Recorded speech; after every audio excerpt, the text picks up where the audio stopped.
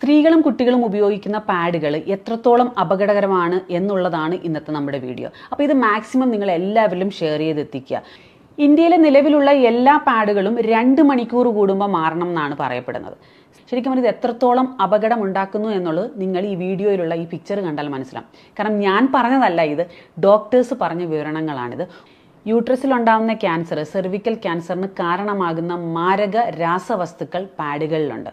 ഇന്ത്യയിൽ പാഡുകൾ ടെസ്റ്റ് ചെയ്യുന്നത് ഒരേ ഒരു ലാബിലാണ്. ആ ലാബിൻ്റെ പേര് ടെസ്റ്റെക്സ് എന്നാണ്. അവിടെ 100% ഓക്കെ ആയിട്ട് ഇറങ്ങിയിട്ടുള്ളൊരു പാഡാണ് ഞാൻ നിങ്ങളെ കാണിച്ചു തരുന്നത്. ഇതാ നിലവിൽ ഇങ്ങനെയൊരു പാഡ്, 100% ഓക്കെ ആയിട്ടുള്ളൊരു പാഡ് ഇത് മാത്രമാണ് കെയർ ആൻഡ് സേഫ്.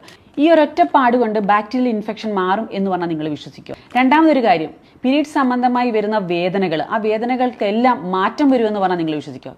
മൂന്നാമത്തെ കാര്യം, ഒരുപാട് പേരുടെ ഹോർമോൺ പ്രശ്നമാണ് PCOD എന്ന് പറയുന്നത്. ആ PCODക്ക് പരിഹാരം കണ്ടെത്തും ഈ ഒരു പാഡ്. ഇത് കെയർ ആൻഡ് സേഫിൻ്റെ പാഡാണ്. അതുപോലെ തന്നെ ഇത് മാർക്കറ്റിൽ കിട്ടുന്ന ഒരു പാഡാണ്. ഇത് 60 ml ആണ്. ഈ 60 ml ഞാൻ ഇതിലേക്ക് ഒഴിക്കുകയാണ്. നമ്മൾ ഒഴിച്ച ഉടനെ തന്നെ അത് അബ്സോർബായി പോകുന്നതാണ് നിങ്ങളീ കാണുന്നത്. 60 ml എടുത്തു. ഇതാ ഇതിലേക്ക് ഞാൻ ഒഴിക്കുകയാണ്. വളരെ സാവധാനം ഒഴിക്കാം നമുക്ക്. ഇതിലെ വെള്ളം പോകുന്നത് നിങ്ങൾ കണ്ടല്ലോ. ഇതാണ് ഇതിലെ അവസ്ഥ. മാക്സിമം പ്രസ് ചെയ്യുന്നുണ്ട്, വരുന്നില്ല.